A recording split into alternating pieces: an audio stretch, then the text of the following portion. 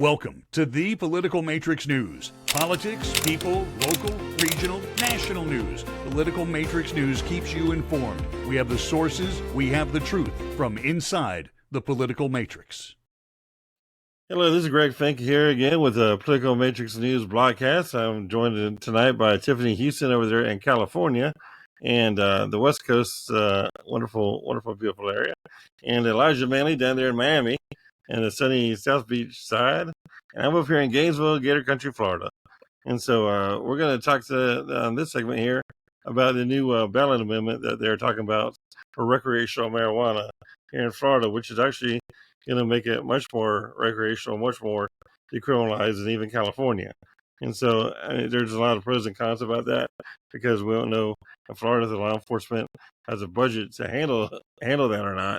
But if it's not going to be criminal, then you got the flip side where, we're going to see how it affects the workforce, how it affects, the economy of scale with sales tax, everything else. And so real quick, Tiffany, over there in California, it's been legal now for quite a while. I mean, what's your reaction over there with marijuana being legal? So generally people's attitudes are it's accepted pretty much in society. And it's something that I didn't realize there's a term until one of my sister-in-laws out here told me about it, but it's called Cali sober. And it's where people give up alcohol, give up hard drugs, and they just stick with cannabis. And that's something that I've noticed for my age group, in their 40s and 50s. Right. People, by this point in your life, I know I've had an issue with drinking and I gave it up 5 years ago. And so people are wanting something that's healthier, something that is accessible because you've got dispensaries everywhere. Right. And yeah, I mean, you're going to have people who complain about it, but it's pretty much an accepted thing in society. It's a normal thing, and there's not a stigma attached to it. And I know what that stigma is like because I've been, prior to moving to California last year, I've been a medical marijuana user in Florida, and prior to moving to Florida in New Mexico. So Right. even as a medical patient with service-connected PTSD, the stigma was there. And you get a lot of the older people or the evangelical people who are the first to point fingers and villainize you and just try to, all the negative connotations associated with smoking marijuana or using marijuana.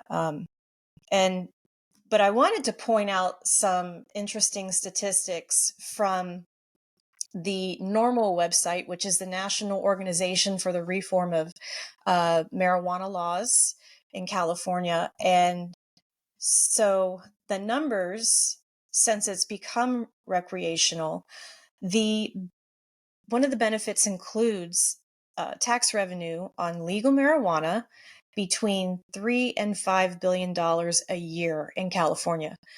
And with law enforcement, it decreases the cost of marijuana enforcement with marijuana crimes by $200 million a year in California. So those are some pretty incredible numbers. And also, I wanted to say they're starting something here in San Diego County. By the end of this year, they're going to be opening the first of its kind in the area, a cannabis lounge. So it's basically like a resort-style lounge where people can go and partake in cannabis use, if it's smoking, edibles, drinks, whatever. And they're in a safe environment where they're not going to be, I'm just going to go smoke a few bowls and then get on the road and drive. Like there's going to be some rules that you need to follow, and it gives you the space to enjoy it safely. And so that's going to bring an entire new revenue to the area when they start doing these lounges. It will. And now, Elijah, you're down there in South Florida, which I think is where all the heat is about all the criminal activity and the stigma and everything else with South Florida, with cocaine and heroin and human trafficking and marijuana being a gateway drug to all of that. And so, I mean, what do you think is the real reaction is going to be once it does become legal?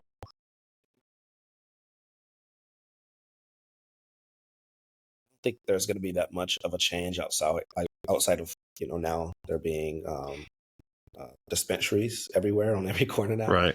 and I know the governor I think his issue was that there was going to be crime, there was going to be the smell of marijuana, which not really borne out in anything. I mean, people still smoke it now. I don't really smell it, and the smell is only there, I guess, for like a second. But outside of that, I mean, I know that there's the medical marijuana dispensaries down here that are out there. My mom actually Which has a actually is another question. On the medical marijuana side, how's it going to affect that? How's it going to, destroy more or less the medical marijuana industry? Because if everybody can get recreationally, you don't need a medical license, you don't need a medical doctor, you don't need to go in and get your script or anything like that. Well, I think when it's medical, there's a difference, and I guess that just comes in. That's just at that point. That's just the private. That's just Because right now, the people making money off medical marijuana are just Hanson's buddies, Matt and Don Gates. They are the primary funders and receivers of money for the medical marijuana industry with all the licensing and everything. And so it's going to be very interesting to see if that goes down any, because or they fight it based off recreational marijuana being so strong. Yeah, I think it's interesting. I don't know how that's going to affect it, but I think when it's medical use and you get prescription, I mean, I guess that's just the market. They'll just be able to have competition. Those entities. Competition, a capitalistic idea. Yeah, and they'll just be competition.